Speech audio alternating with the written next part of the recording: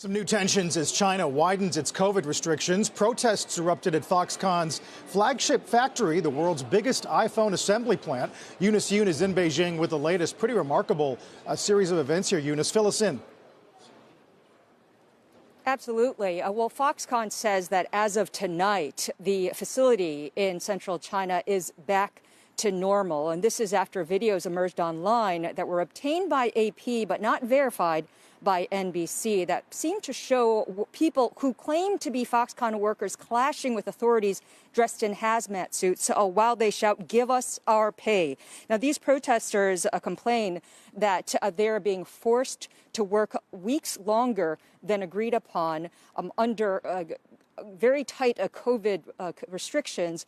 In order to get extra pay. They also say that they are fearing the virus spread in the facility. Now, Foxconn said in a statement that it is communicating with workers and the government to avoid a recurrence and is offering workers compensation. Now, this protest comes as China's COVID situation appears to be going national. Zhengzhou, which is China's iPhone city, announced tonight that it's putting its downtown area in effective lockdown until next Tuesday. It's also ramping up mass testing to go to every day. Megacity Chongqing is now in effective lockdown. Chengdu, which just got out of a lockdown in September, is now in mass testing. Shanghai canceled an auto event.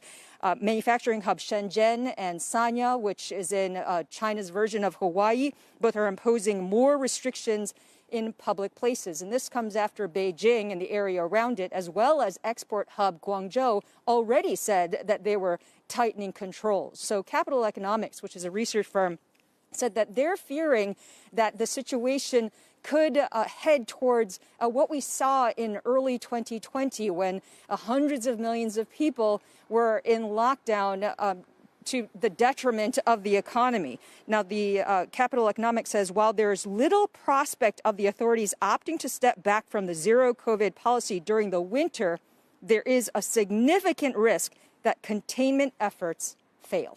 Guys?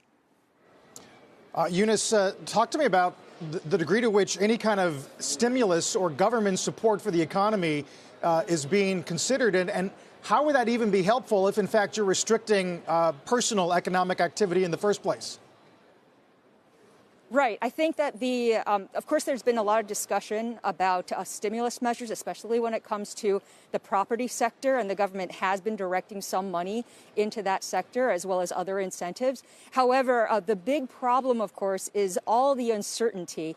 And from a consumer perspective, the fact that you could get locked down or that businesses are randomly shut, and the fact that the regulations are not very clear at all. In fact, a lot of as we've discussed, a lot of the decision making is being devolved to the local level. So a business, for example, told me just today that they wouldn't be able to deliver a chair that I actually had ordered because their local manager said that they are not allowed to go into the shop to pick up the chair. So it's like those level decisions, and it's all being handed at the very, very, very micro local level that make it really difficult to do business.